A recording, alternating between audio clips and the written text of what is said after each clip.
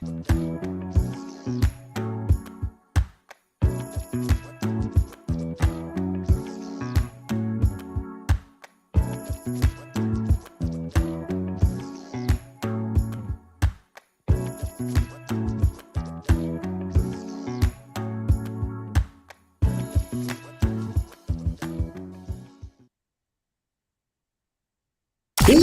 up, everybody? It's the Sports Chasers Podcast, coming to you live and direct with your host and your moderator, Kevin L. Warren, along with his fellow podcast brothers, Dorian, the D.A. Alberton, James, the Angry One Warren, Mike Mills, and Darrell, D-Dubb Warren. This is a real sports podcast for real fans. This is a sports podcast with no hot takes, no narratives, just real, unadulterated sports talk. Please hit the like button, subscribe, and share our YouTube channel. Sports Chasers Podcast.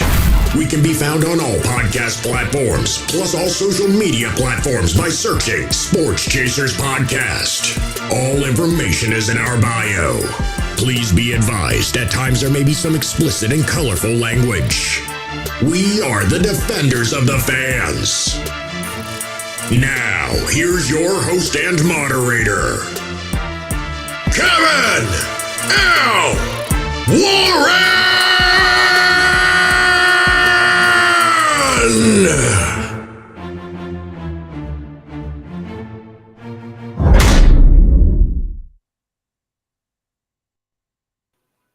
What's up, everybody? What's going on, everybody? It's the Sports Chasers Podcast coming to you live and direct. Hey, it's Wednesday. It's not Thursday. It's Wednesday night. Due to some schedule conflicts, we're going to have to get it on tonight. We got a lot to get into tonight, man. So I'm not going to belabor the point. Let me introduce the crew. Going from left to right of my screen, we got the hockey dude. He's back in the building tonight. Our main man, Dan. What's good? Dan, what's happening, bro? How's everything tonight, man? Everything's good, man. How's everybody doing tonight? Pens and caps tonight. Let's go. Let's do it, man. D-Dubb, he's with us. D-Dubb, what's good, man?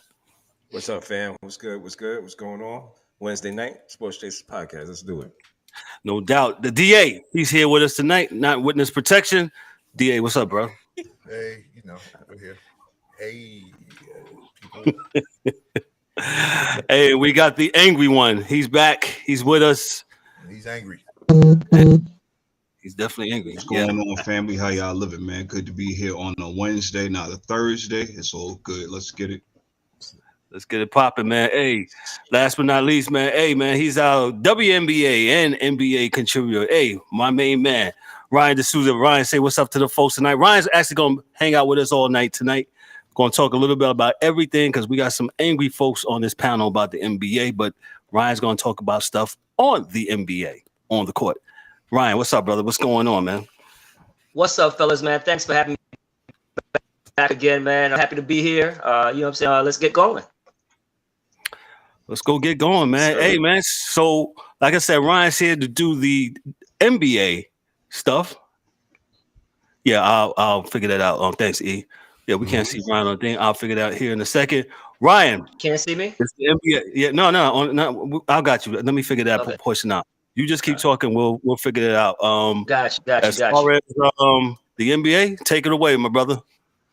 Yes, sir. So, all right. So with the NBA, you know, it's been a weird start of the season. All the teams that you thought were going to, you know, are staples of being like the top seeds. The Clippers, Golden State Warriors, Philadelphia, the 76ers, teams like that, you know, they started off very slow. And then you have teams who everybody thought was probably going to tank, like Utah. Utah made all these trades, you know, all these trades and got Rudy Gobert out of there. They got Donovan Mitchell out of there. And now they're damn near on top of the Western Conference and beating good teams, and you know they're messing up their Victor Wembanyama sweepstakes lottery ticket. But it seems like that they're off to a good start. Laurie Markkinen's been playing some good ball. My man. Yeah, Laurie could play, man. He's always been nicked up here and there when he was in Cleveland. And then as far as like rotation and minutes and things of that nature. But yeah, it's just been a weird season to me, man. Like just teams who you thought were gonna like take off early, they're struggling a little bit, and it could be due to lack of training camp and things of that nature. So that's what I have right now as far as basketball. And if you guys have any questions, shoot them at me, man. Let's get going. Thinking, like when looking at it being in all seriousness, like so when those things happen, right? Yeah. So when I see the young teams, and I'm not saying young, but no name teams, or not no name, everybody has a name. No, I got you. Yeah. Not well established teams, right? So you got the Jazz, I think Milwaukee. We all knew they were who they were, right? They're good. Right. But you got the Suns, second place where they need to be. The Trailblazers. I don't think anyone saw that because you can't really. It's Dame and the young kid. I forget his name, but he is killing them out there. The Nuggets. I expected them to actually win this thing with their whole crew back. I think they have the best team.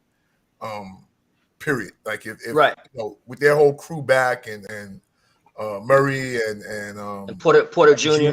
Yeah, I'm like, wow, that looking at it. But remember, in respects to Denver, Murray hasn't played in almost a year and a half. Porter's been, so it's going to take time. It's going to take time to build back that chemistry. And we all know, man, when with injuries come, man, you take your time. They always say, whenever you have your injury, you need a whole year, to get right after you're playing. So I expect them to really take off, mid-season, somewhere close to the trade deadline. I expect them to take off, with that. And also too, with Jokic, he was so used to dominating the ball all the time, getting assists. And now, he has his point guard back with Murray. So he's got to step back a little bit. He's still balling, but he's got to step back.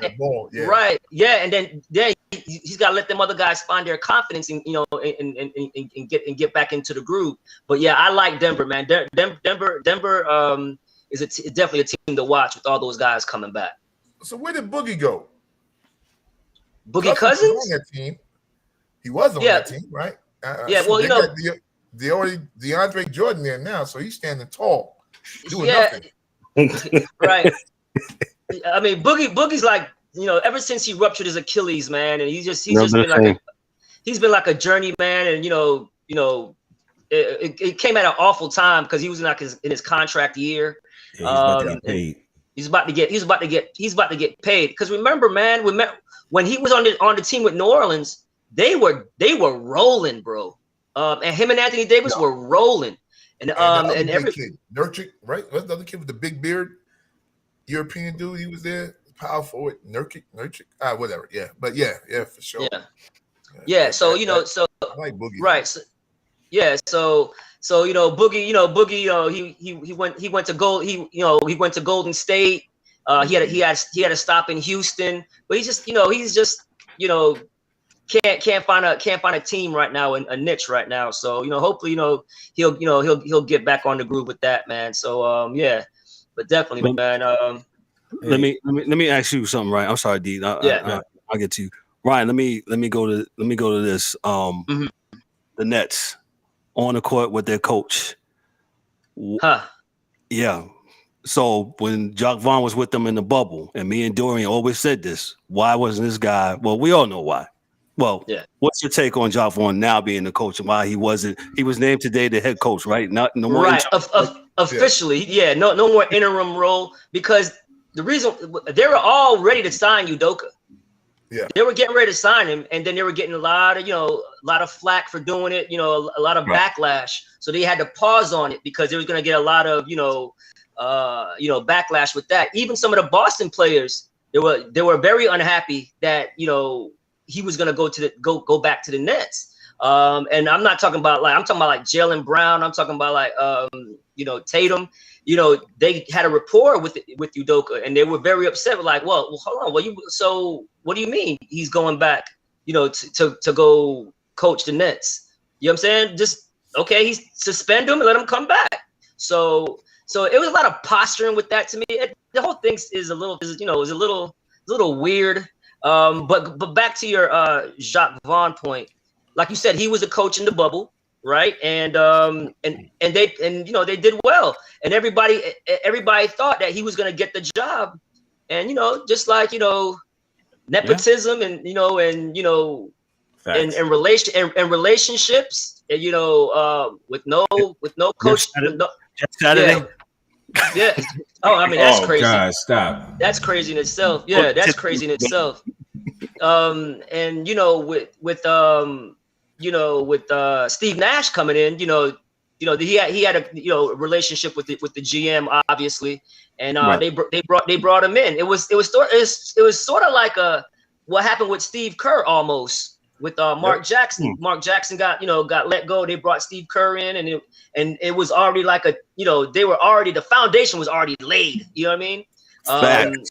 Yes. And but I know I'm getting a little bit off track, but in all respects to Steve Kerr, respect to Steve Kerr, because even though he got that job and Mark Jackson laid the foundation for that for that Golden State Warriors team, he always gives Mark Jackson his kudos, man, his flowers. He always bigs him up and say, "Hey, I could not have done this if it wasn't for Mark Jackson laying the foundation." So a lot of coaches wouldn't do that, man. So so Steve Kerr's a good dude, in my eyes for doing that, and giving that respect to Mark Jackson. Now going back to Jacques Vaughn.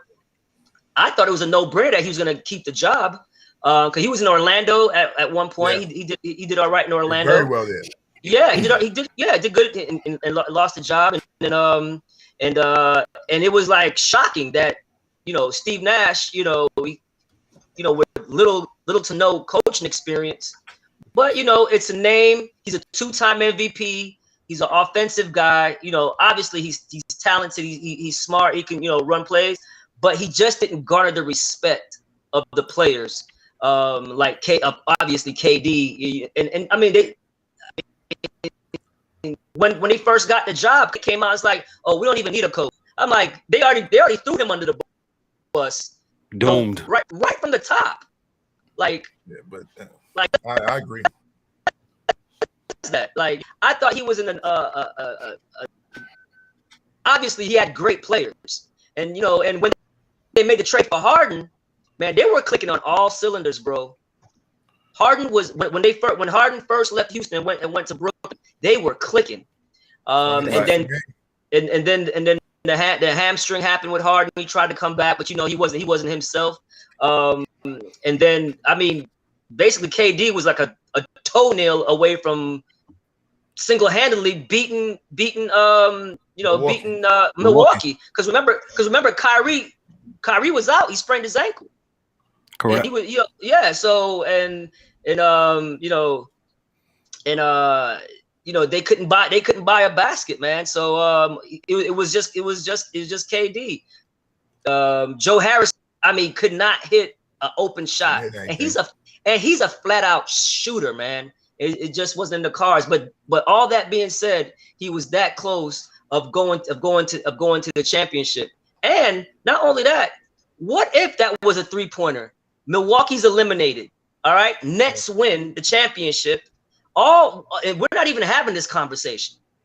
We're not even we're not. I mean, everybody's a made man now. You got a title in Brooklyn. Harden gets a title. Kyrie gets his second title. Durant gets his 3rd title. Steve Nash is not going to get fired. Winning the championship, you know what I'm saying? So yeah, so it's you know how they say sports is a game of inches, right? So that's toenail. Yeah, the toenail. But getting back to Jacques Vaughn, he should have got the job first off. They wanted to make a splash, a name guy like Steve Nash. But they didn't factor in the the respect level. And I'm not talking about as a player. I'm talking about as a coach. Man, it's hard just to be like, okay, oh yeah, even though I played, you know what I'm saying? But you still got to translate to the locker room, bro. And if you're not translating to the locker room, you know, what's the sense? And especially if you already got undermined by your players. And then over the offseason, KD demands a trade that says get rid of the coach and the GM. So well, that's what I was going to get at, Ryan. You got two guys that is very difficult individuals as far as you know, they're diva guys. Personality. I don't even call them diva guys, but you just got these two guys, and one he should be the man, and KD, but he seems like he defers to Kyrie more to be the guy to do all the, you know, the mastermind or whatever. So I don't know. It seemed like the team never got off to the right start when the whole James Harden situation. That was this is to be honest with you, this team being put together is an absolute disaster because it never translated into what they thought it was supposed to be. So there's nothing. I beg to differ. Back to differ. DA, go ahead. I give beg it to to me. differ because I thought you said you were gonna be silent, but go ahead. Yeah, I am. I'm about to shut up, but you know me, I be about my money, man. So that's right, brother. Man, that's right. It's a disaster. Go ahead, say it. What you feel success is. Because I keep telling y'all, owners are not in the game to win championships. Owners are in the game to make money. Since those three dudes have been there, they have sold out every night. Whether it's good, bad, you want to see the car crash, whatever it is, people are in the building. And for those people that own the Nets, that's the motivation and the impetus for a lot of the dumbass moves that they made. Short-sighted moves because they just wanted to fill the building. I've been saying for years, that's what Dolan has been trying to do with the Knicks for years, man. He don't care how good they're going to be. But if you sell out Madison Square Garden every night, he's good. Yeah. His money's good. You know, and you know, I to me, I'm almost sure. Because if we're looking at just going back to what Ryan said at the beginning, look at the teams that are at the top right now. They're not the name brand big money squads. They're the squads that got ownership and GMs and coaches that know how to scout, get players that can play together and win games. Because they're not going to sell out everything in Portland, but they're going to win a lot of games. Right. Yeah, and getting back to what he was saying about, you know, the with KD, it's almost in a sense where he's the best player. Everybody knows he's the best player on the team, but not necessarily the leader of the team. Right. And that's sort of that's why he clashed with Russell Westbrook in OKC. Yes, he's the best player, but Russ is the voice, is the energy. You know what I'm saying? Of the team. So and that's why he clashed. That's why it was a perfect fit when he went to Golden State. Because one, you can't triple team him a double or triple team him in Golden State. You have two of the greatest shooters on the wings, and then you have a power forward who facilitates the offense. Draymond Green is their point guard. The ball is facilitated through him. He makes great decisions. So he had a perfect situation. But what happened was he didn't get the credit he thought he was going to get for winning those two championships, even though he won Finals MVP both times.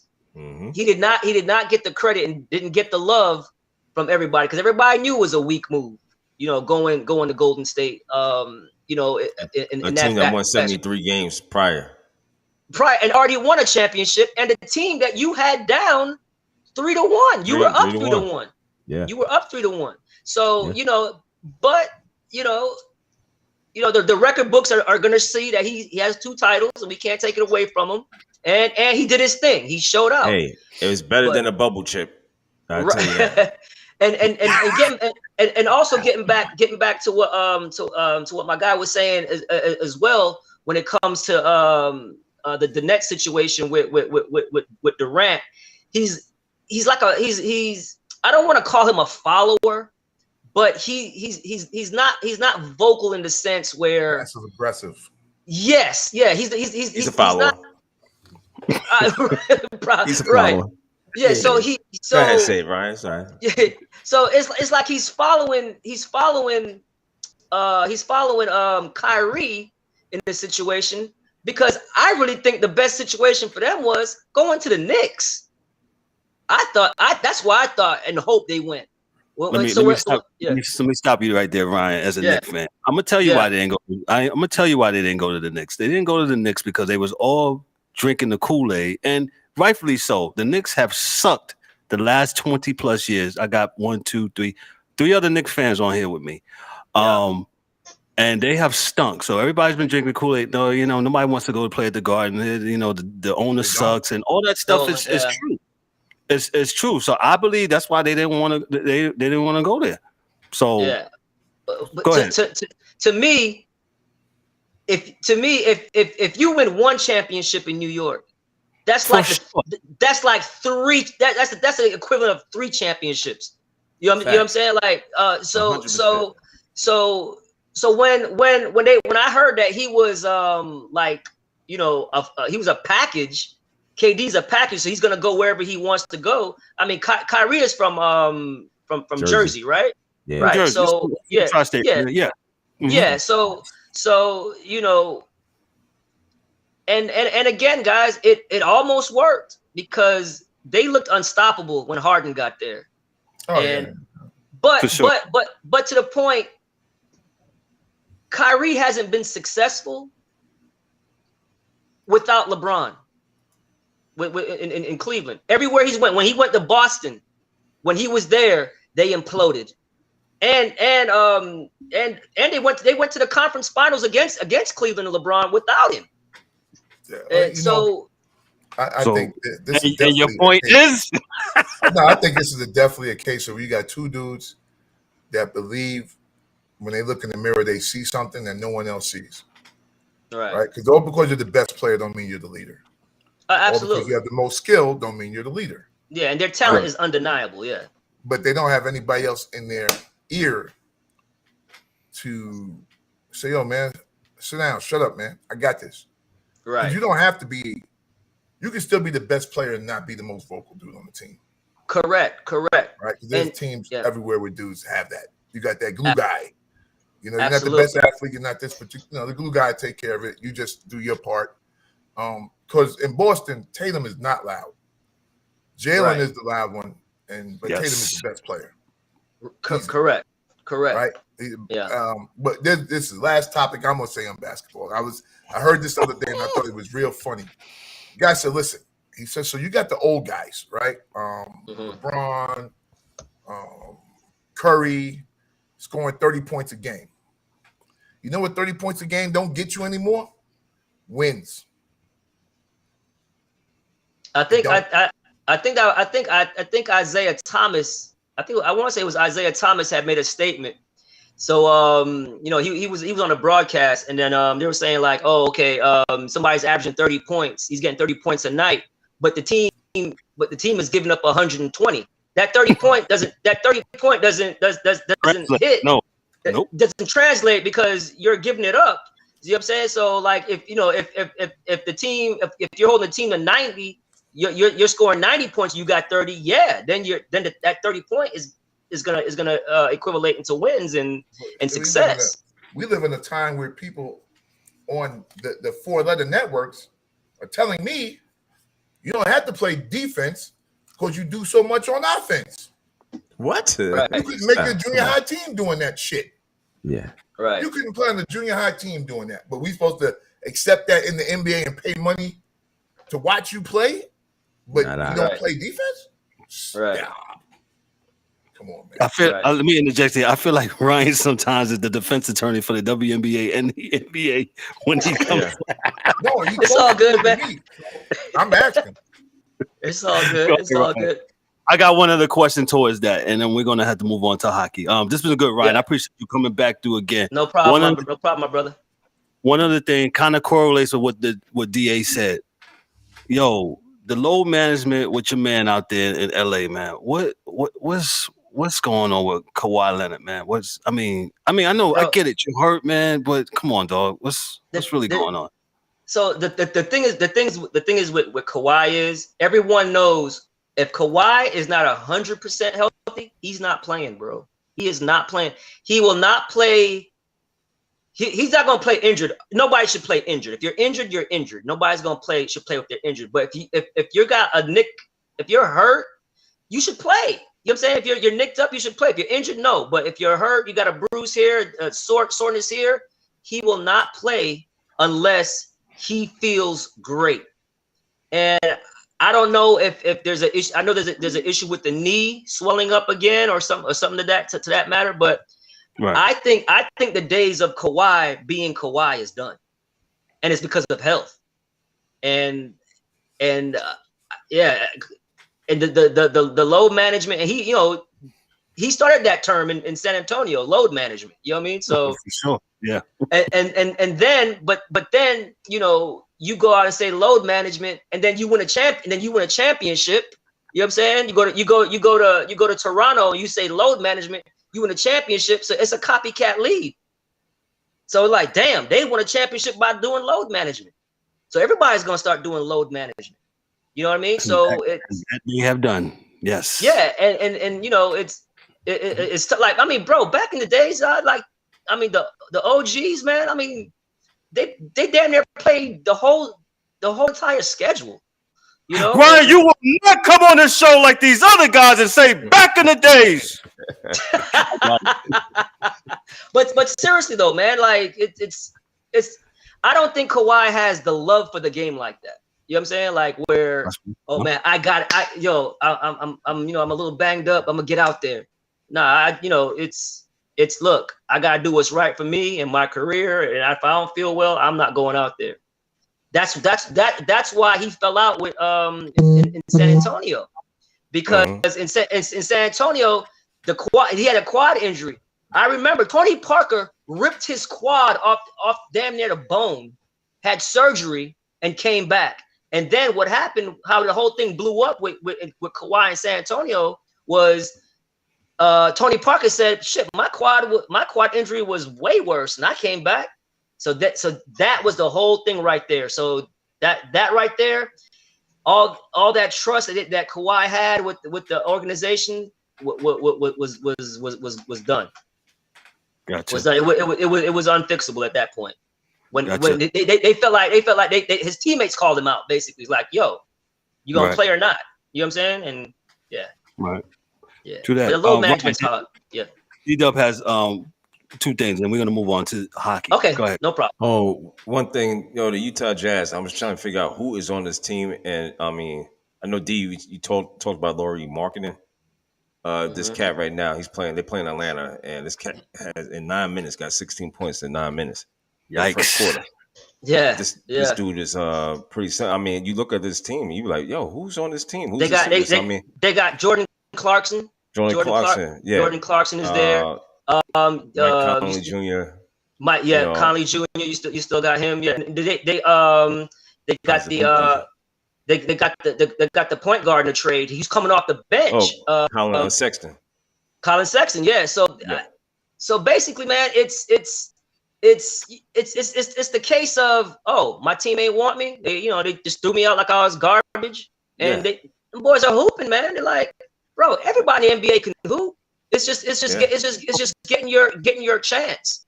You know what I'm saying? I mean, there's level to being great and stuff like that, and being a top 5 player, top 15 player, but they all can hoop.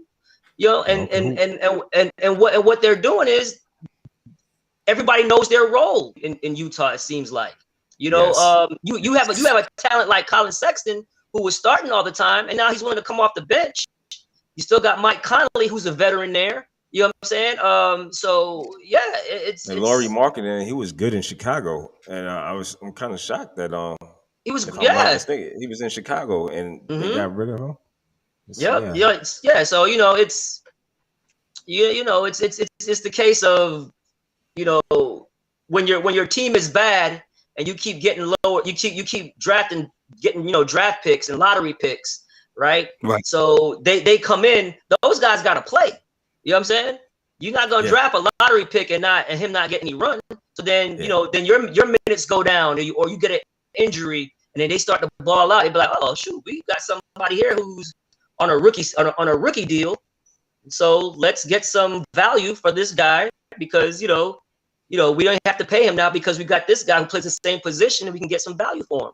And and that's what they did. I mean, shoot, they got Donovan Mitchell. I mean, and Cleveland's balling, bro. Cleveland's for real.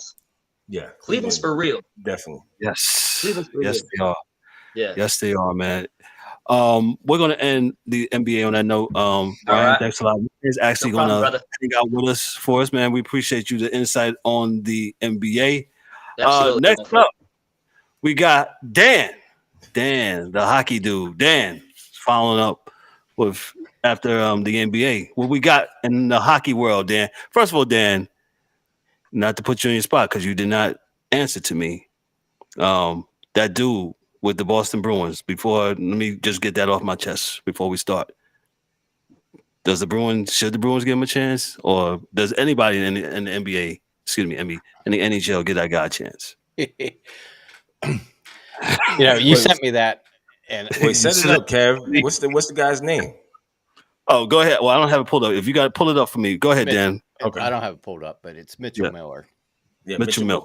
And young kid, and I think the Bruins tried to sign him, but this one I wrestled with it for a while because my thing is you'd like to think or hope that people can change, and it was like didn't know much about this, so I started I looked at a couple articles. Kevin sent me an article, and the more I read this, I was just it was heartbreaking. It was like, why in the fuck are we even giving this dude a chance? Like the things that I read that happened from like grade 1 to a junior in high school, it was crazy.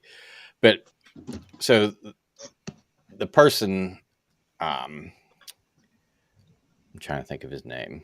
Let me pull up that real quick, Kevin. Sure. So for those that don't know, in the hockey world, the Boston Bruins signed what's his name again? Mitchell Miller. Mitchell Miller, and he did some pretty bad things when he was in junior high school and this looks like elementary school to this to this quite kid. some time. Yes, and of course the Bruins found out, and I read on what's that THN's website, a lot of the Bruins guys did not want him on the team. From what I read. So go ahead, Dan. Well, so Isaiah Meyer Carruthers is the young man's name, right? That was the victim, but I don't know, because it was kind of like this came out of nowhere. They're trying to sign this kid, and then like a lot of people really didn't know what was going on with it and what it was about. And then you start reading and finding out and this, that, and the other. And Bet was like, there's no way in hell he's playing in the NHL until we vet him and we see that there's improvement and that he deserves to be in this league.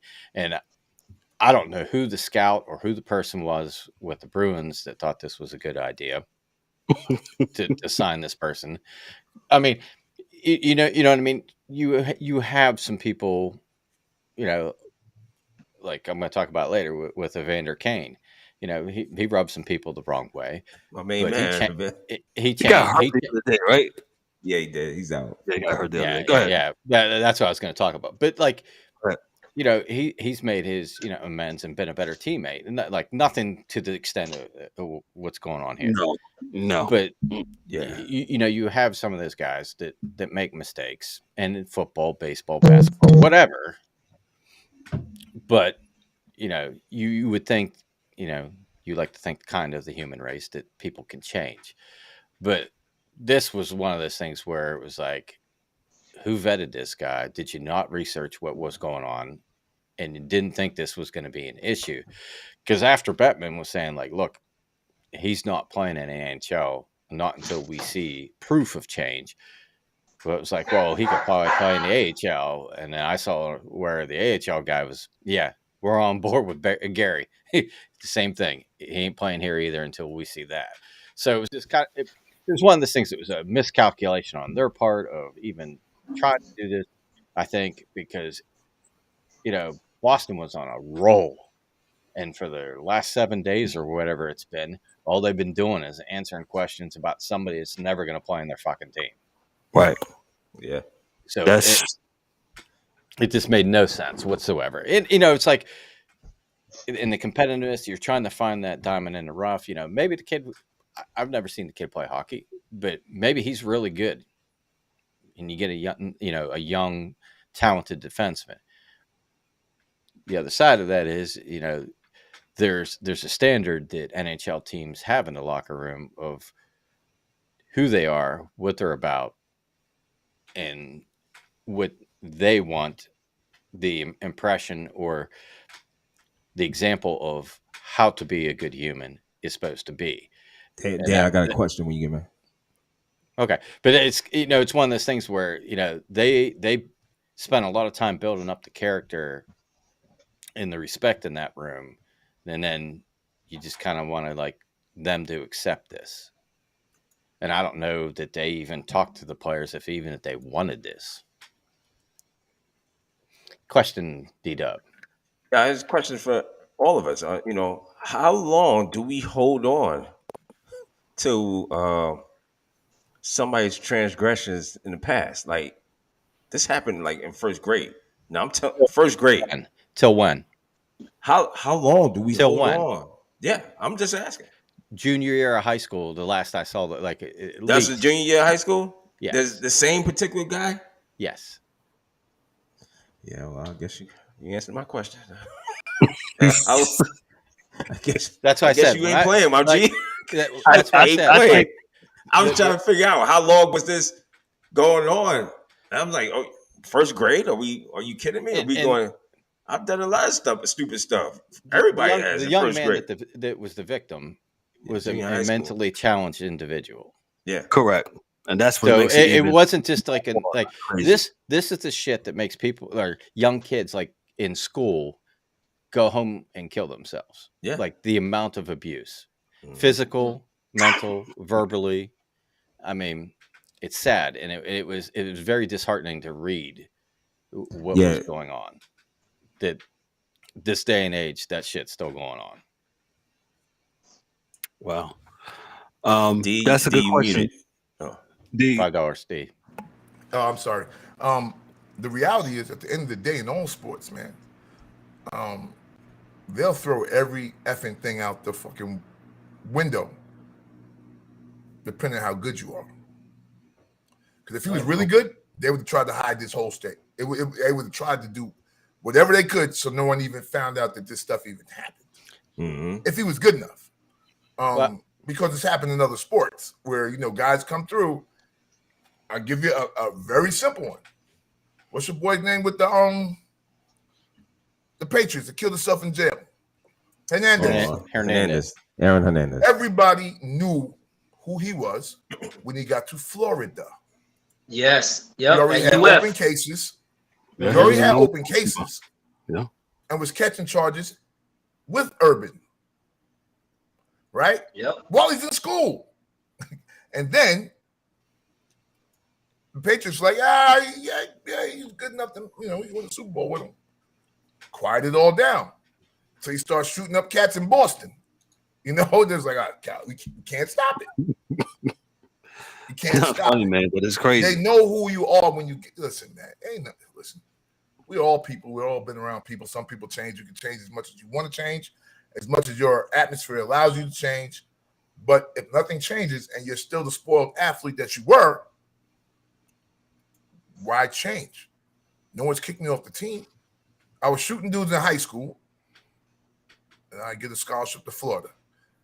Shooting dudes in Florida, and they let me come to the Patriots. Right. Why am I stopping? Right. Can't stop the hustle, baby. No accountability, bro. Because accountability. Talent in sports, like you were saying, If you have the talent, they'll cover up some stuff for you if you have the talent. Talent always super. You'll get another shot if you have the talent. That's for sure. Yeah.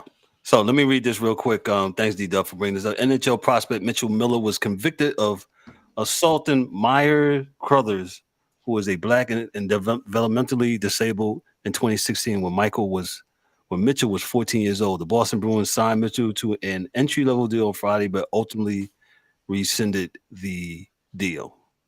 So there you go. That's what happened with that. And yeah, Dan, I just wanted to, see, where the hockey people were at on this. And like I said, on THN, their website, they were saying some of the Boston Bruins guys was like, nah, man, we good. We don't need that guy.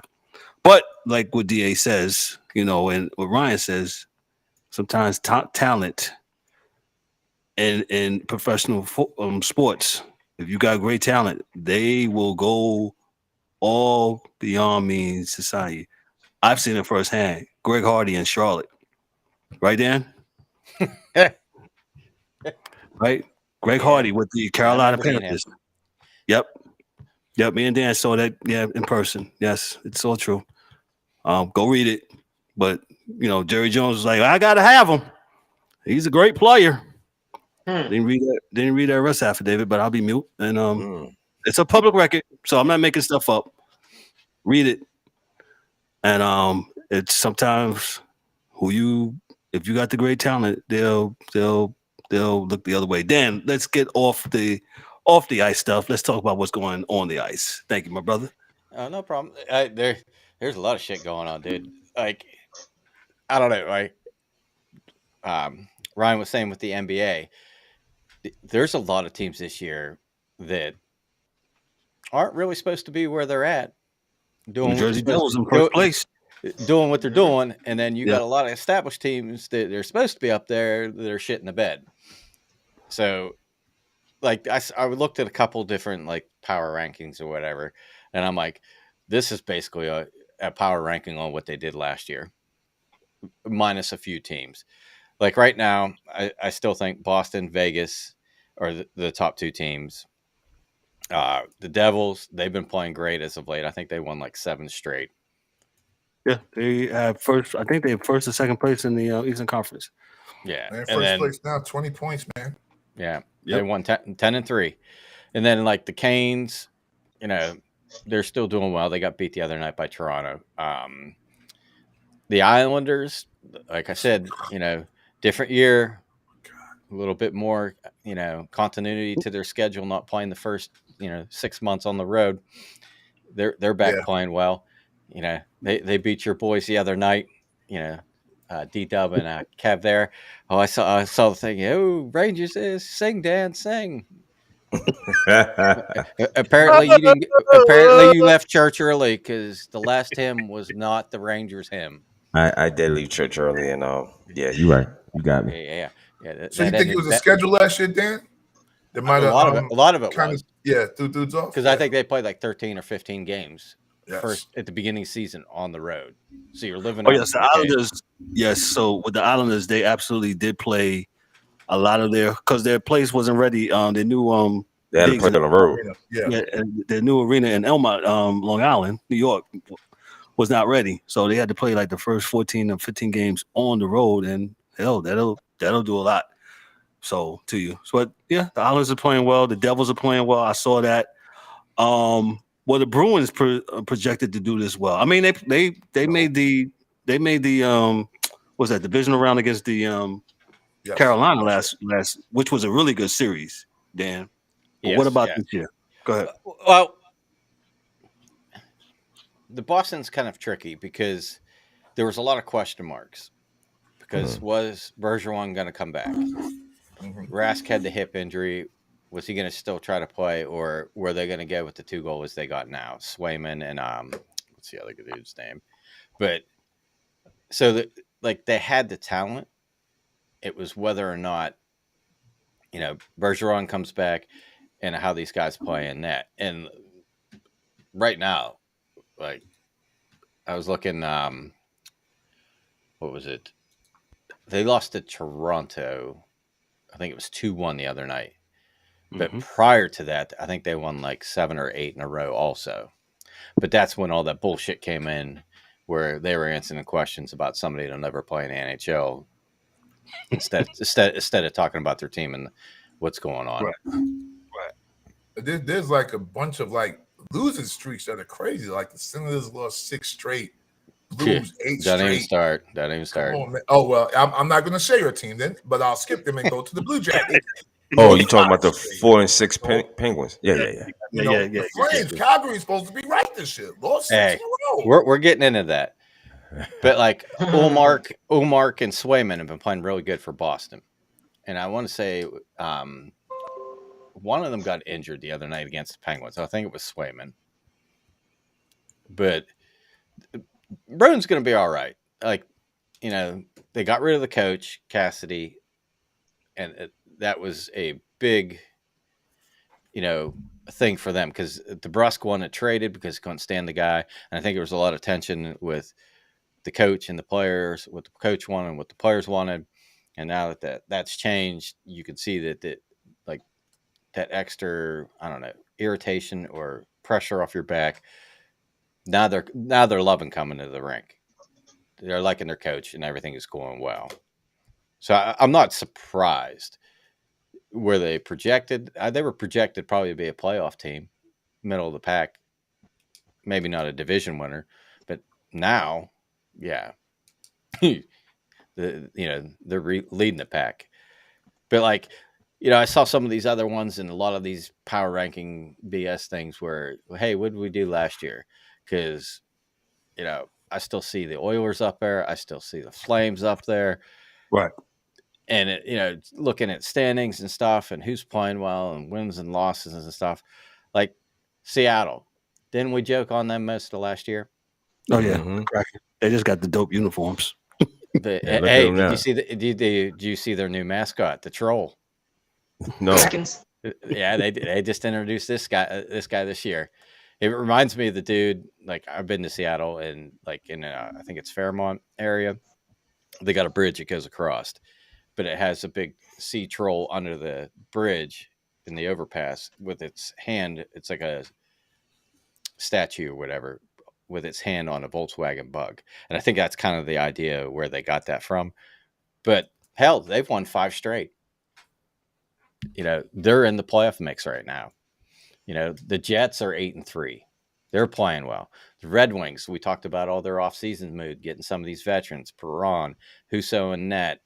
7-3. Yeah, they're making a run. Even the Flyers, we talk about Tortorella.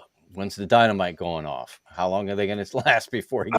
Listen, I said that for you last week. I said I couldn't think of his name right away. Yeah, but Tortorella, he's kind of like he's here today and gone tomorrow. Well, I saw an article where I think it's Rasmussen's the defenseman or whatever. It just said he put him on notice on both sides of his game. You need to be better, and that's Ristolainen. Everything about his game, I think, needs to be better. And he coached the Rangers. He coached Columbus. He's one of those abrasive coach. He doesn't sugarcoat it. He tells you what you need to hear, what you need to fix, and you either get it right or he doesn't play you. But the first couple of years of whatever team he coaches, they seem to turn around and get better. So there's something to it. Yeah, definitely. Maybe he gets a little older. Mellows out a little bit.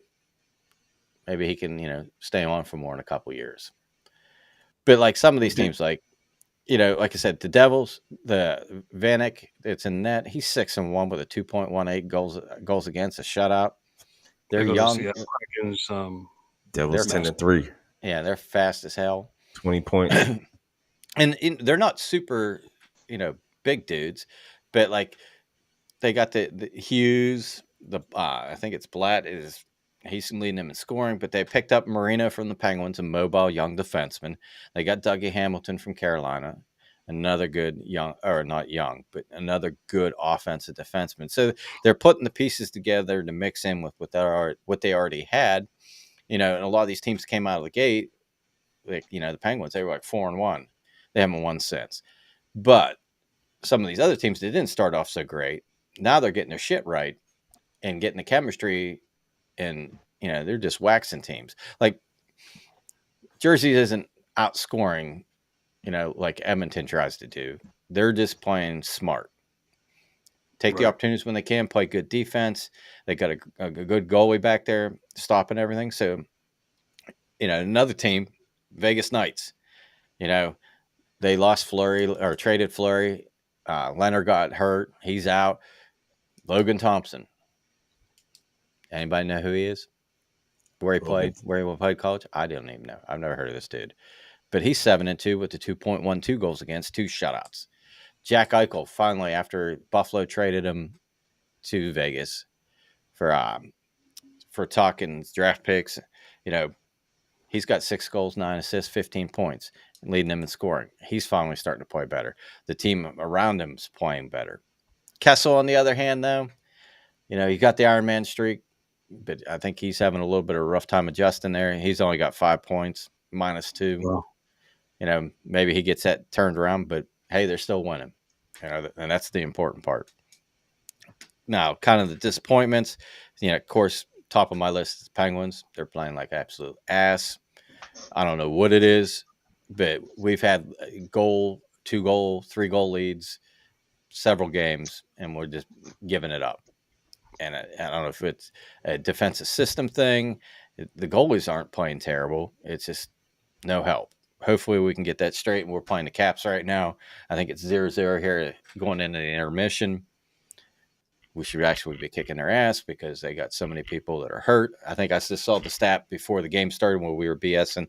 Before we started this, they got like 40 million that are injured right now.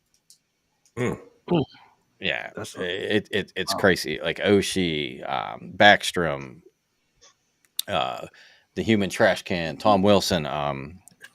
Human trash can. Hey, as Ranger fans, you should understand that. Yes. Didn't he do the Incredible Hulk with about 3 year players? Just picked them by the back of the shirt, just boom, boom, boom, boom, slamming them all over the place, and nobody did a thing. Nope. Hey man, hey. And the Rangers, they're struggling. They've lost 3 straight, and Shesterkin's playing well. Halak, on the other hand, he's 0-3. So anytime they give Shesterkin a break, you can count. Well, they got him from Boston. I believe Boston. I think he was back up in Boston. And our backup last year went to the Avalanche, I believe. Yeah, he got traded to the Avs. Okay. But that's the thing. Is like a lot of these teams, like Oilers, Avalanche, like Avalanche have a pass for me because they only played 11 games. A lot of these teams have played 13, 14 games. But like the Flames, like the Oilers, like Toronto's playing better now, but they remind me kind of Toronto. They change the goaltenders every year, but the shit stays the same. It's not the goaltender. Right. Like I saw a meme that says like Jack Campbell playing for, what he's like playing for the Oilers. And it was a picture of like an 8-year-old in goalie gear standing in front of the net where his head doesn't even reach the top of the crossbar. Because that's kind of the way it is. It's like, I saw where Draisaitl was pissed off the other night. It's like, look, this is exhausting having to come back after being down every single game and outscore people. We can't continue to do this. Like, there's something either in their structure or schemes that whatever they're doing, they need to tweak because they're giving up too many chances and they're giving up too many goals. I mean, granted, yeah, McDavid's probably got almost 2 points a game. I think he's got 29 points and they played 14 games. Yeah. So, and Draisaitl's right behind him at 26 points. But still, you can't rely on those two every game, or you can't rely on scoring 6 goals a game. Right. It's not back in the day, the late 70s, early 80s with the Edmonton Oilers where they just put up, 7 goals a game. The game's changed. It's more defensive. The goalies are bigger. The pads are bigger. Scoring is at a premium. But at some point, you got to change. Right. So we'll see, how that goes.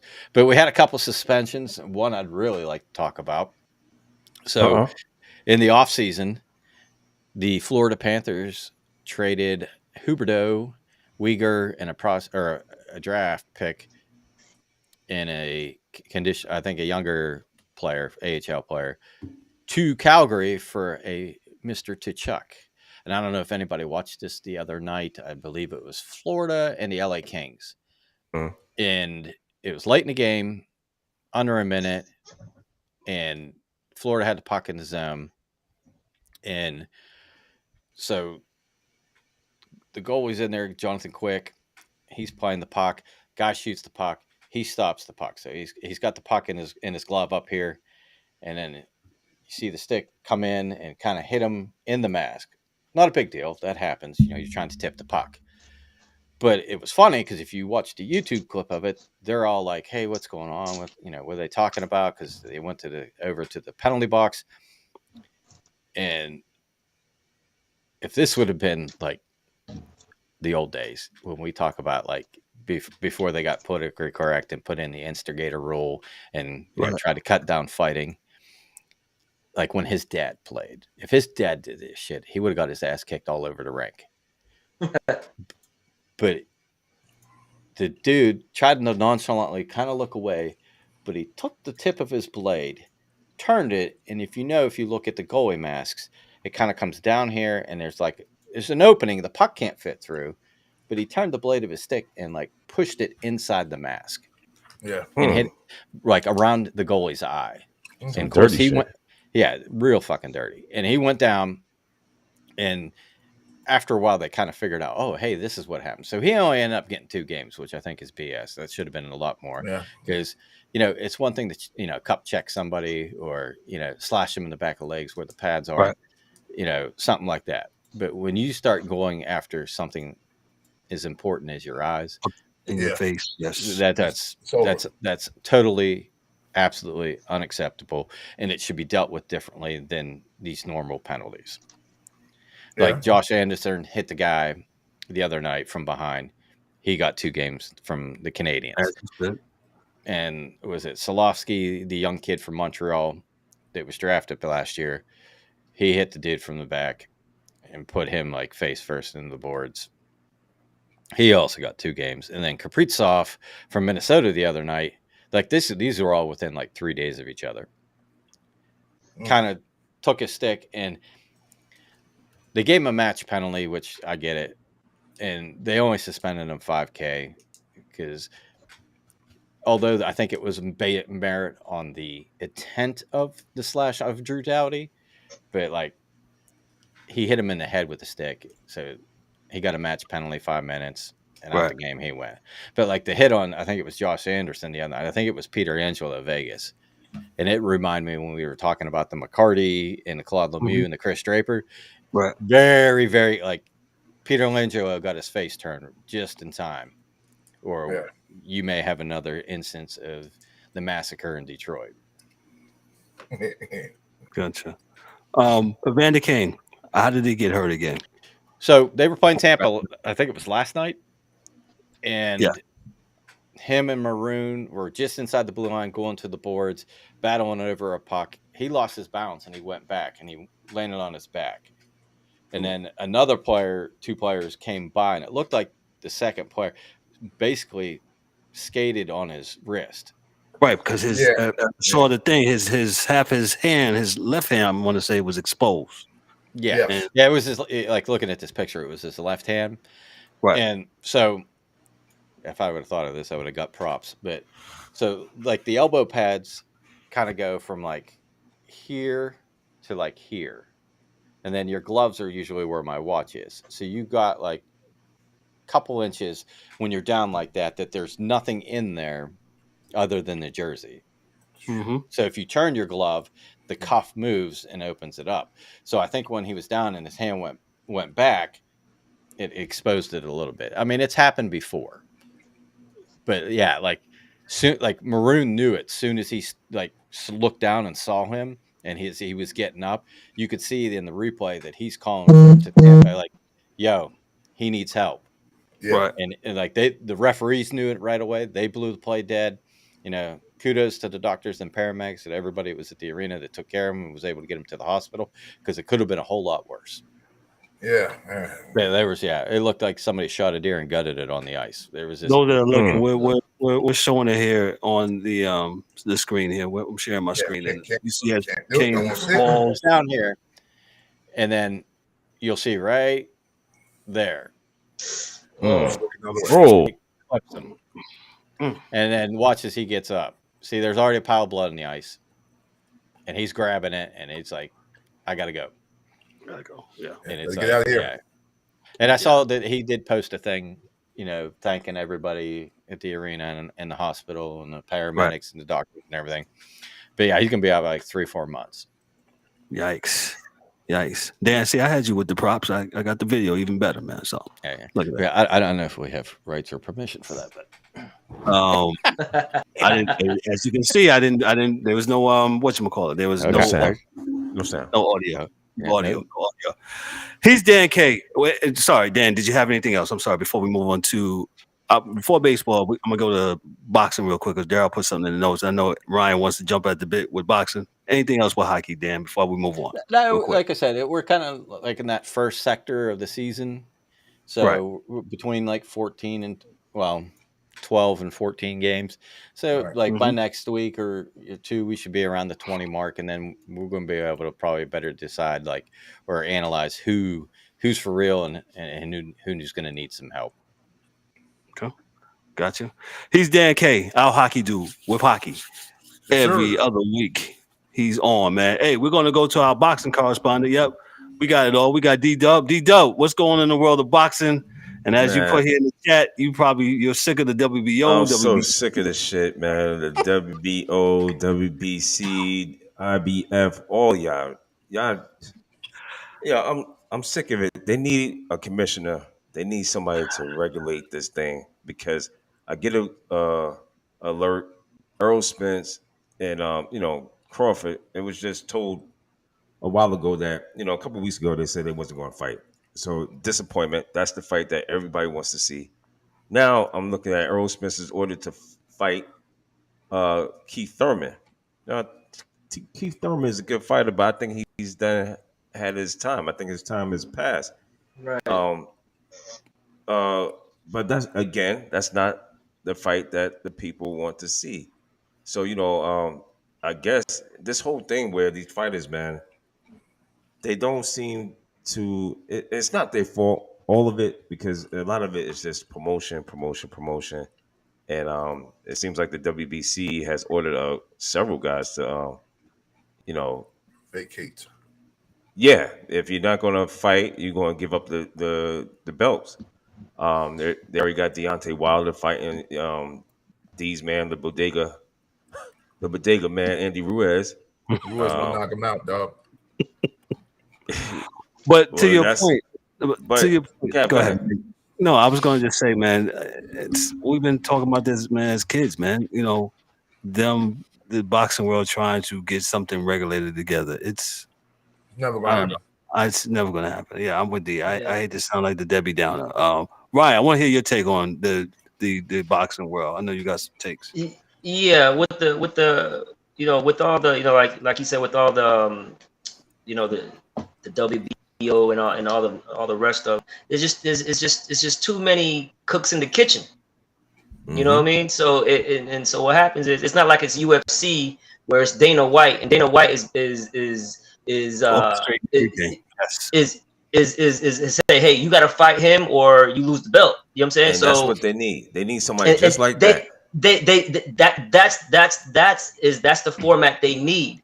But there's just too much money involved. There's too many different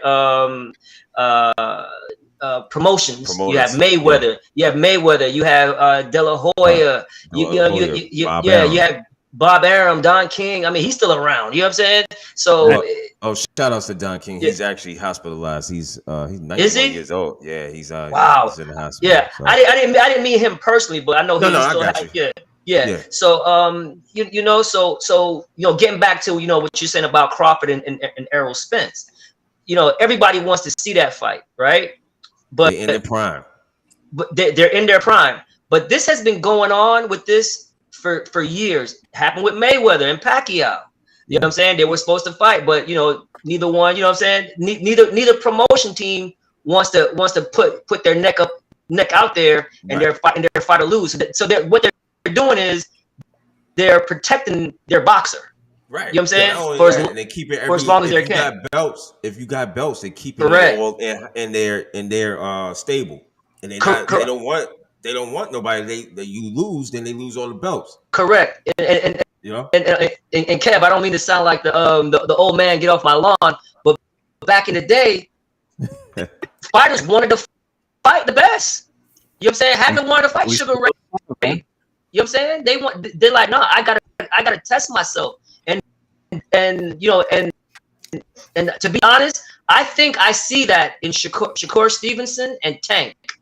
I think I see that in those two dudes where they think want to test themselves. You know what I mean? Mm-hmm. And go out there. Even in the heavyweights, I feel like Tyson Fury will fight anybody. Tyson Fury is basically Floyd Mayweather, his boxing skills in a heavyweight body. That guy can box, man. So that's what he is. He's a heavyweight who can box. You know what I'm saying? His feet are light, and he's 6'8". And I don't think these guys realize that if they put on a great performance, that people will come back to buy the fight again. Of course. There's nothing better in boxing. I'm sorry to cut you up, brother. No, you go. There's nothing better in boxing than having a trilogy fight. You know what I'm saying? Where okay, I'm fighting. It's me and you going at it. Like, you know, Hagler Hearns, you know, Hagler Sugar Ray. You know what I'm saying? Where, you know, the first fight's closed. The second fight, people thought Hagler won. You know what I'm saying? And then there's the trilogy. So, you know what I'm saying? People are trying to protect their records, man. You know what I'm saying? Which is, I gotta have that. You know, behind my, you know, behind my, you know, my record. And I give kudos to oh gosh, what's his name? Who's that? He just fought Triple G again. Canelo. Oh, Canelo. Yeah. I give kudos to Canelo for moving up in weight and fighting that guy who was heavier than him. Yeah. And the guy beat him and put him, you know, and gave him his second loss. You know what I'm saying? The only loss he had was to Floyd. Mayweather, you know what I'm saying? So I give him kudos for that, man. People want to see y'all fight, man. Fight, bro. You know what I'm saying? The craziest thing about it, two things real quick. First thing, Canelo could do it because, real talk, he at the end of his rope and he controls his own, you know, like, you can't really tell. There's no point telling Canelo what to do at this point in time. He can do what he wants to do. Because he's on the zone or something like that, right? Right. Yes. Mm-hmm. Another problem with boxing. Yeah. So, you know, he's, you know, he can't really, he's like, whatever, man. I'm going to retire in 3 years anyway, whatever. The worst thing with boxing, and I'm old enough to remember, before there was an IBF and before there was a WBO, because I remember how things used to be. Like turned upside down, because it just used to be the WBA and WBC. That was it. Yeah. It was just two, right? So then you got the IBF and then the WBO, and then I started seeing the USA and then the Pathmark champion and the, Harris T the champion, all kind of shit, right? So, but with that happens, you know, it's like anything else, man. Greed, you can't turn that spigot off, man. Yeah. You know, once you turn greed on, it stays on. Because once you started letting all these associations have their own belt, which of course it's all money, right? So each belt pays. For each belt and each weight, there's a financial incentive for each one of these companies. So once that started and people started making money from it, they wasn't giving back the money because you're going to take your kids out of school because they got rid of the IBF? No. Right. We're going to figure out something. Because my sons have been going to college for the last 80 years because there's an IBF and we own that IBF shit. Period. Now, these dudes want to fight. Yeah. Boxers always want to fight. Correct. Unless they don't, right? So, because I watched, you know, in what, 90s? Late 90s, early 2000s. Yo, dog. Riddick Bowe, there was a few times he should have fought some dudes that he didn't. Yo. Right? Because he would smash some dudes and some dudes would smash him. Mm-hmm. Right? So ain't nobody really wanting none of that Lennox pie at all. Because he was supposed to get that pie. Yeah. They didn't want the Lennox pie. Mm. You know, so you left fighting Evander, who's 76 years old. And Evander was a champion. Went hard, but that wasn't a fight. No way. What Nah, was that? he wasn't. He wasn't, man. You know, we should saw Michael Moore, Lennox Lewis fight. Should saw that twice. Yeah. Riddick and Lennox, Chicken Bow. Come on, Chicken Bow. Chicken Bow. No one wanted to fight. No one wanted to have to fight. And it just wasn't Yeah. the boxers, because the boxers might have wanted to fight. Right. But their bosses didn't want them to have that fight. Because like Right. you said, you lose the fight, we lose our belts, we lose our money. You got to take Junior out of this. You lose your leverage. Yeah. You lose the leverage, correct. So, now with these lower weight classes, I think right now between the welter and lightweight, there's a lot of interesting fights. But Yes. the reality is each one of these fighters has their own promotion. Matter of fact, Tank left Mayweather to start his own damn promotion. Yes, So correct. A the problem. reality is it's a problem. Because then he's only going to fight what's in his best interest. And I'm not saying, listen, boxing is a dangerous ass sport, man.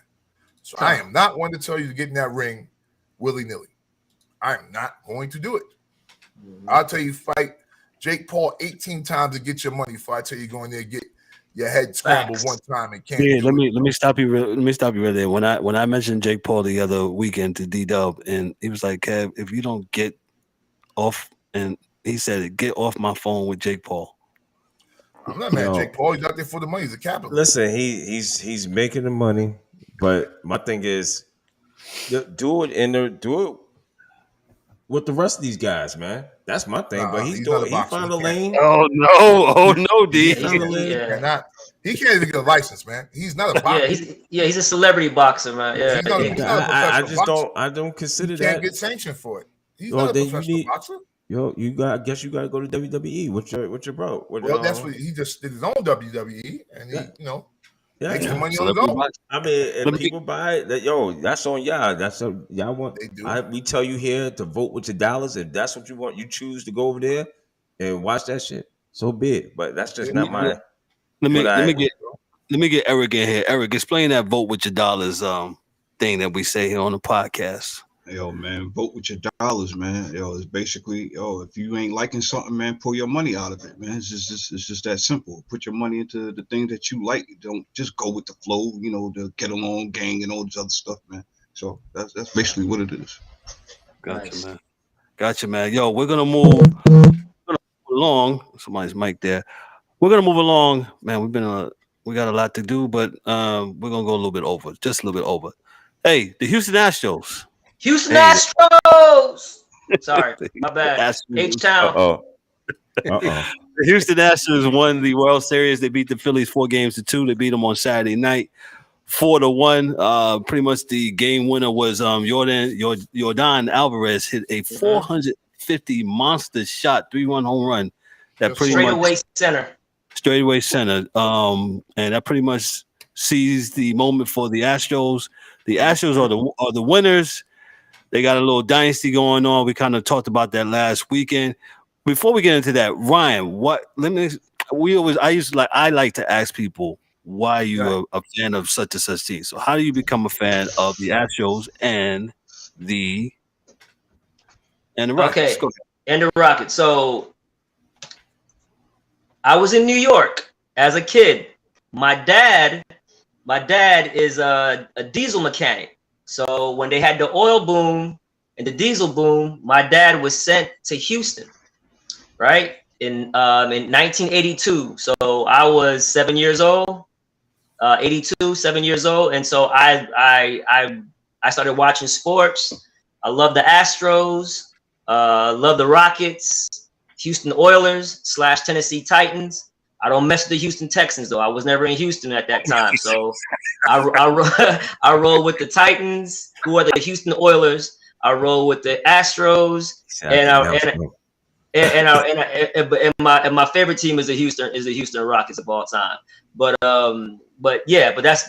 I'm not a bandwagon jumper, even though some of my friends might call me that, like, you know what I'm saying? So But yeah, man, the Astros, bro, they got caught cheating, which in 2017 they won the World Series. But you happy, Dan? You happy, Dan? He admitted it. Okay. No, I admit it. But in 2018, Boston did the same thing, and Cora, the manager who was on the bench with the Astros at the time, he was the guy who spearheaded all the cheating. It was wrong, but you can't take away that World Series from them, and here's why. Because everybody in baseball cheats. Everybody try to steal signs and things of that nature. Made MLB when Sosa and McGuire was when there was nobody in the stands and everybody knew that they were juicing. You know what I'm saying? And they were hitting the long ball to get everybody back to the stands. They didn't say anything. They knew. All right. So you're in the frat. You're good. You're good. You ain't got to say nothing else. You down from here on out. Yeah. So you know what I mean. So I'm not, I'm not proud of the Astros for what they did because they took cheating to a different level. So whether you kill one dude or you kill 5 dudes, you're still a murderer. Yeah, you know what I'm saying? So count, right. You know what I mean? So I get it. It was egregious. It was wrong. But you can't take it away from them. And here's why. Because every year since then, they got to the American League Championship. Every year, they got to the ALCS. Every year, whether they were taking out the Yankees. And what they did to the Yankees this year was incredible, bro. To beat that team, to sweep that Yankees team 4-0 is saying something. And then they beat the Yankees' ass all season, though, man. Yeah. They beat them all year. All season. The last 3 years.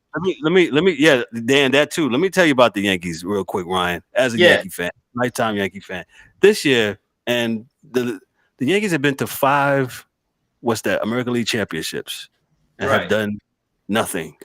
The Astros has been away. The Astros continue to kick our ass every time we go out there. And one of the reasons why you guys put the ball in play.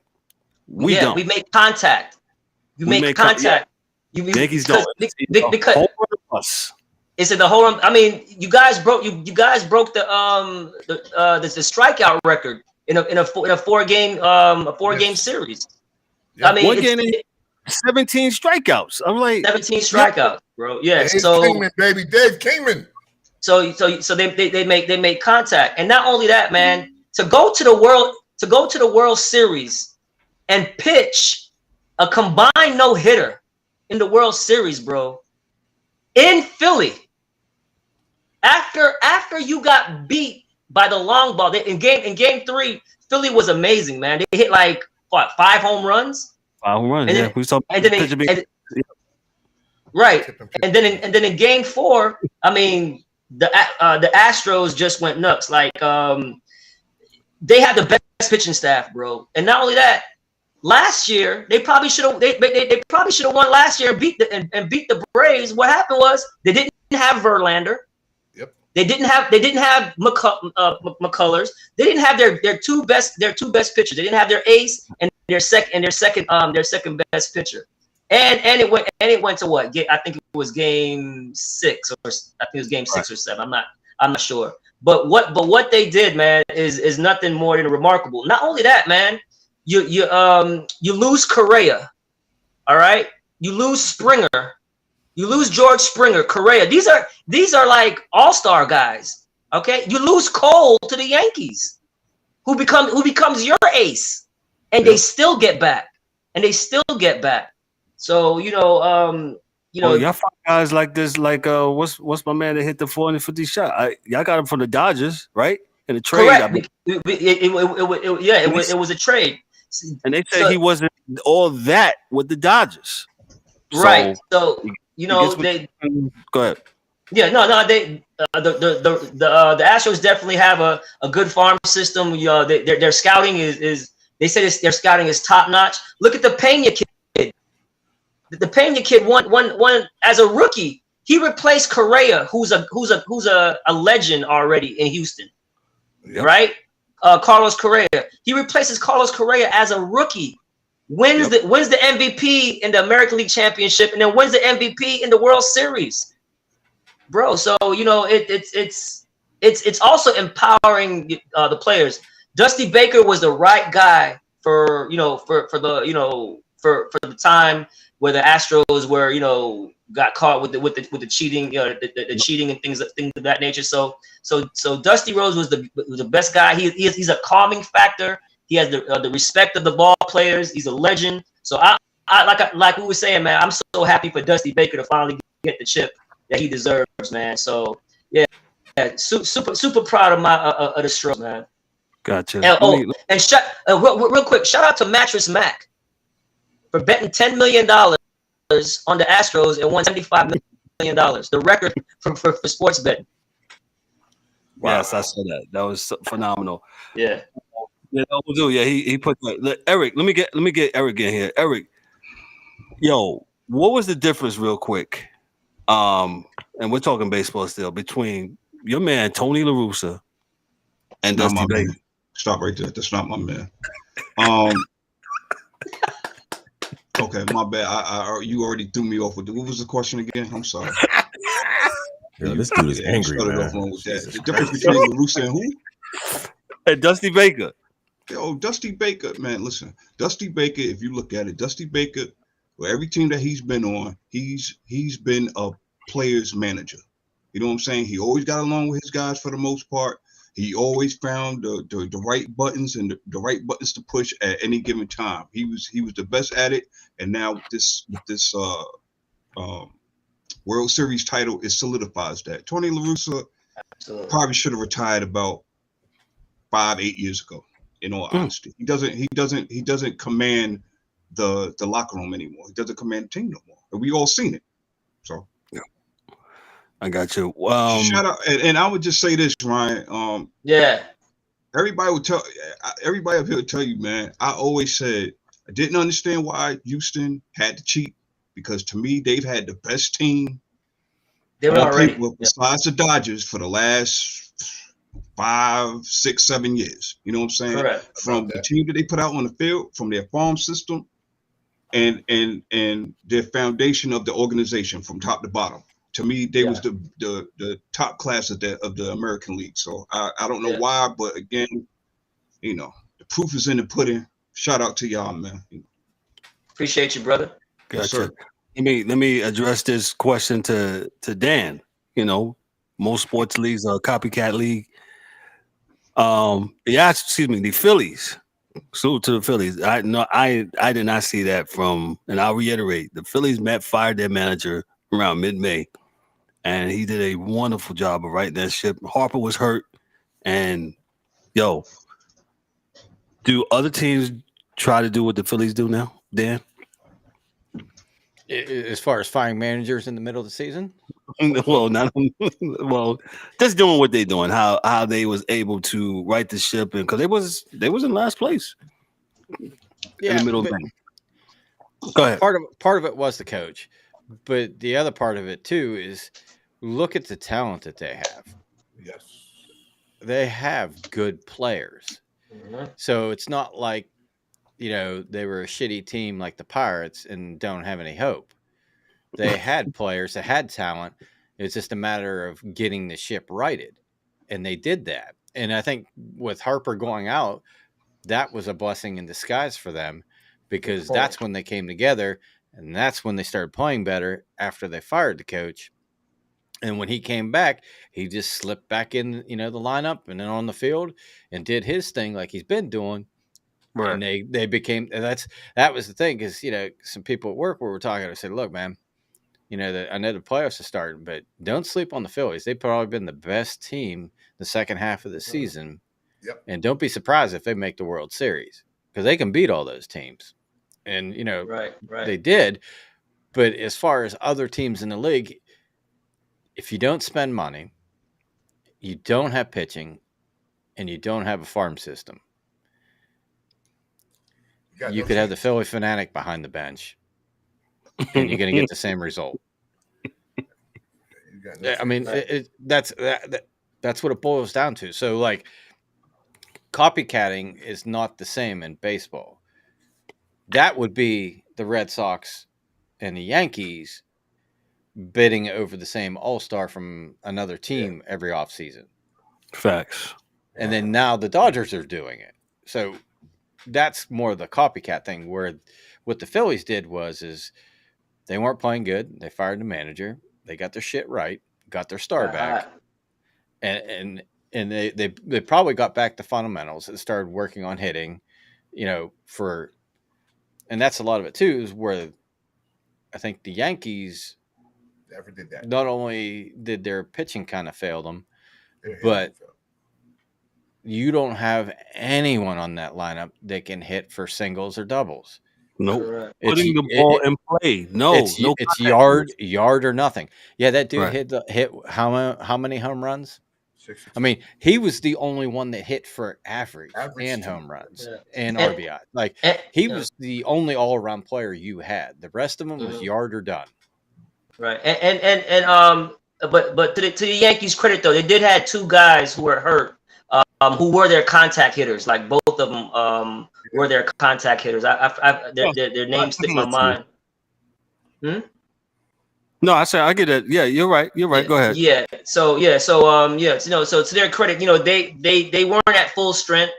But the Astros didn't have Brantley neither. So and with the new format, with adding more playoff teams with a new wild card format too, so teams can get hot and you sneak in there, man, and then that first round is the best out of 5 games. So that's how so it's not best out of 7, it's best out of 5. And if a team baseball, man, you go on a run, that game will carry over, and then you get hot, and then ask the Dodgers and the Mets. Correct. I'd like the format that they have now, opposed to the one and done game where the one and done game was one crap. team that didn't win their division could have 97 wins and play somebody that's got 60 and that team's hot and wins, or some fluke bullshit happens. Exactly. And they only played one game. Yeah, I'd like the best of 5. Like what they're doing now is a lot better. Absolutely, totally agree. I believe that the Astros were the best team in baseball last 7 years. Period. End of story. Average numbers. Do what you want to do. Right. Dusty's my man, so I got no real problem with him winning. The Yankees and a lot of other teams, they are what I would call, from the scout game, they're lazy. They don't do everything they need to do, because evidently there are players out there that can hit for average, because there are players out there that hit for average. That's it. There's really no other excuse. So if you're wanting to, again, I go back to the money, man, because what Tony Kornheiser says, it's the money, stupid. If you want to always ask the reason for something, it's the money. You want people in the stadium, so you get launch ball cats to go to the Yankee Stadium to play there, so they can hit a lot of home runs and fill the seats. But we lost, DA. We lost 5 American League. Whoa! Are you high? We didn't lose. The ownership of the Yankees is damn good in their pockets right now. They didn't lose the fucking thing. The baseball team lost. No, but the dudes that own that team didn't lose a fucking thing, because River Avenue, 161st Street was packed every night. Came to see people streaming off the subway, off the 4C and the D. Yes, stimulus package. That is the exact thing that Ryan was saying earlier. But hey, baseball had 94. Things was going bad for baseball, so we get this home run thing in. They brought people back into the stadiums. And now teams have the template. Man, we're not doing nothing here. We're not getting no money or we see we don't have a team that's really good enough to do it. We'll just get a bunch of home run hitters. Chicks dig the long ball. Pack the stadium out. You do what you do, and you go. Yep. Again, I try to, and I just say this, man, because I love y'all. I love the world. If you individuals believe that the ownership of your team wants to win championships every year, you are wrong. Well, ask Jeannie Buss. They want to fill the stadium and make a profit. That's their job. Their job is profit. Everything They're doing a else, real good job. everything else is preschool. We either talking business or we talking games, and that's just what it is. I watched teams win World Series that didn't have big rosters. I've watched teams win with big rosters and blow the team up the next year and come back and win another one. Florida Marlins. Yeah, that was their template. They just get rid of you, and then 2 years later we'll bring in 3 more pitchers, a few more hitters, and we win another one. That's what we do, right? Absolutely. Now, if you go the other route and you spend the money like the Dodgers did, what does it get you? One of a bunch of years. So it's these guys one are not bubble stupid. championship. Yeah, but I mean these folks aren't stupid. These are billionaires. They're not dumb, man. They know. But if they choose to walk down that path, they know what they're in for. Gotcha. That's all. Listen, we got to move off baseball real quick. We can't spend too much time on football. We'll tackle football on Monday with fourth and short. I do want to get. We talked about this earlier on the before we got on the air. Jeff Saturday. I'll start with D-Dubb. D-Dubb, your thoughts on Jeff Saturday being the coach of the Indianapolis Colts after Frank Reich was fired. Hey, let me say this real quick. I think, before D-Dubb gives his answer, I think, hey, Oakland Raiders, all this coaching nepotism we be talking about, what's D's man out there in Oakland? McDaniel? Josh McDaniel. Yeah, say goodbye to Josh. Y'all need to hire Frank Reich, my opinion. Go ahead, D-Dubb. Yeah, man. Yo, I was shocked by this move by the Colts. I thought that I'm about to say Frank White. Frank is I thought he was a good coach, man. The last 2-3 years that he had. I don't understand. I couldn't understand for the life of me how you blame this guy for the quarterback, man. The quarterback killed them. Absolutely. Yep. Absolutely, man. They had no plan ever since Luck left. It was just, trying to find a quarterback, and he did a good job with who was the quarterback? Brissett. Was it Jacoby? Was the when they went to the old man? Rivers? Rivers. That's because that's when homeboy he came on. He came on and he had a good season. So I'm like, they getting themselves together, then they go and get Carson Wentz and Matty Ice. Yeah. And then you gonna fire this guy. And then I mean he was fired at 10 in the morning, 12 o'clock, you get a job. I mean, Jeff Saturday had just probably went to the bathroom, bro, before At they got the phone network after the morning coffee. Yeah. I'm like, wow. But I don't know. I don't like the way that looks. It just doesn't look right. It don't feel right to me. But shout out to Jeff Saturday. He got a job, and it's his job to lose. And that is Eric, what it is. What you got on Jeff Saturday, and then we're gonna get out of here, man. I just think it's some bullshit.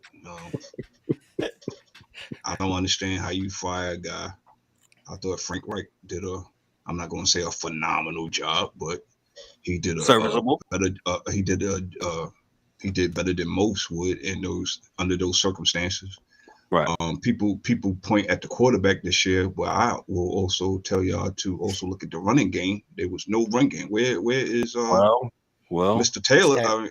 Are you on a milk carton box? Like where's the run game at? That was supposed to carry over. So at the end of the day, I thought it was something fixable.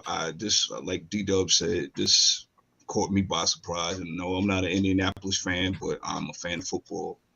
And then to go and get Jeff Saturday.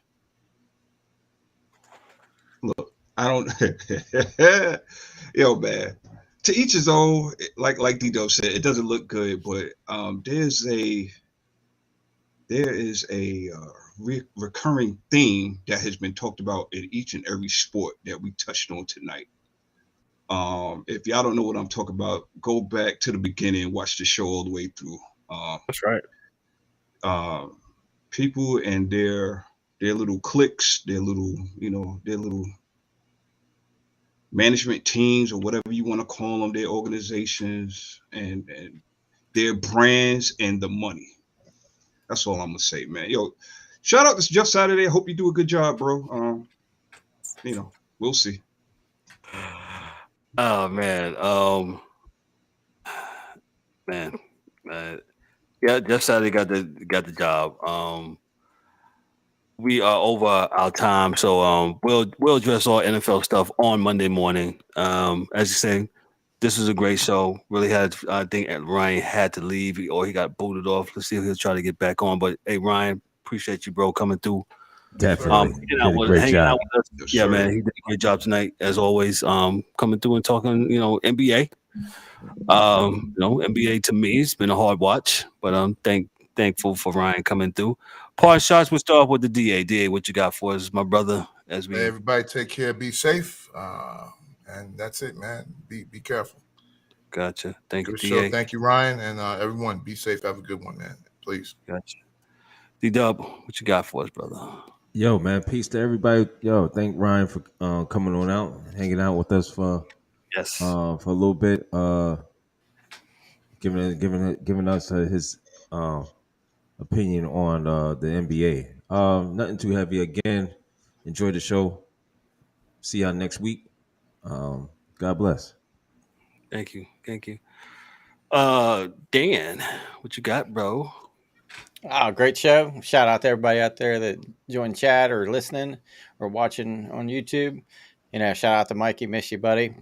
And, everybody be safe. Take care. Appreciate and it. Yeah.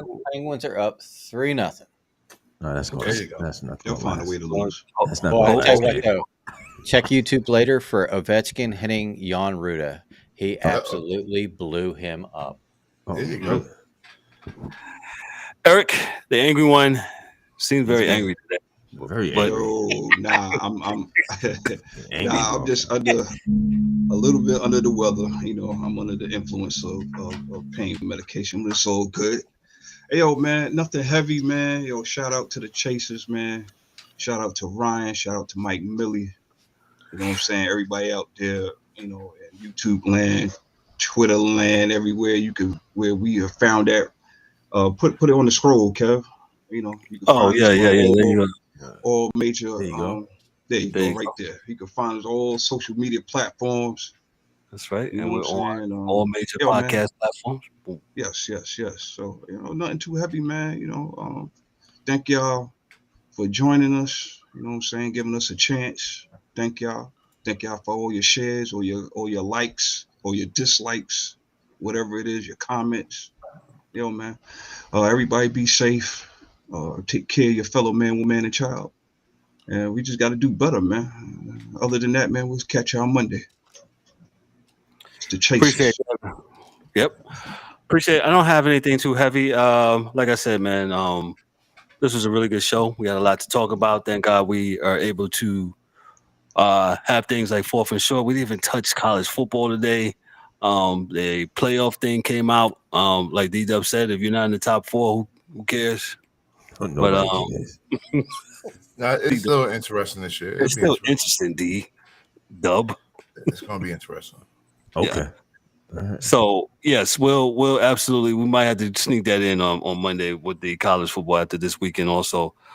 But great show. Ryan, once again, he just texted me. He had to go real quick. Thank you, sir. I appreciate you for coming through.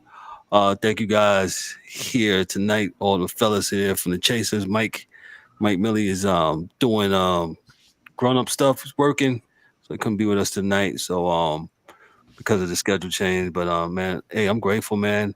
Like I said, look for us every Thursday night. I know it's Wednesday, but look for us relatively every Thursday night, 7:30 p.m. Remember to like, click, and subscribe to us on all of our platforms. YouTube, if you want to get at us on in the chat real time, please go and subscribe to YouTube, and where you can come live and talk your junk or whatever you want to talk to concerning sports. We appreciate it. Got questions? We'll answer it. As DA says, always say what we say, DA. We address all drama. You messed up the man, alley. Hey, listen, just don't be scared. Do not be scared. Dan, that was a 3-on-1 breakaway, and DA whiffed. Man, listen, Right in I'm that so fumbling. damn tired, man. He I'm pulled sorry. up from 3. Yeah, I'm old. Yeah. Hey, we ain't got no sharpshooters on this team, all right? Airball. Oh man, let me get out here so DA can go to bed, man. Hey, on behalf of myself, I'm Kevin L. Warren, your host and moderator. Hey, James the Angry One, Darrell D-Dubb Warren. Hey, Dan, our hockey dude. Dorian the DA Albright, and Mike Mills, who's out there doing this thing, man. Hey, this is the Sports Chasers podcast. Y'all be good. Y'all be blessed. Hey, see y'all on Monday. Peace.